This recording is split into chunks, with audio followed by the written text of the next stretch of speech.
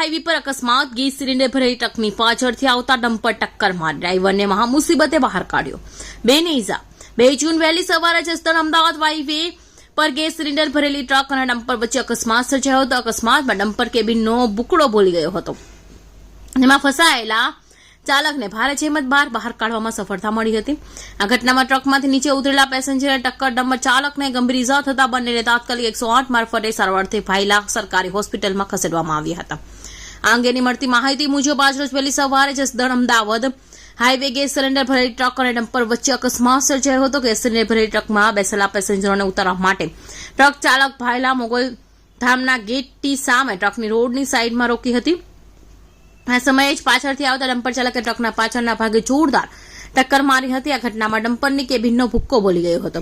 ડમ્પરના આગળના ભાગે ભૂક્કો બોલી જતા ડમ્પર ચાલક તેમાં ફસાઈ ગયો હતો. ભાયલા મોગલધામના ગેટની સામે જ અકસ્માત થતા લોકોનું ટોળું એકઠું થઈ ગયું હતું.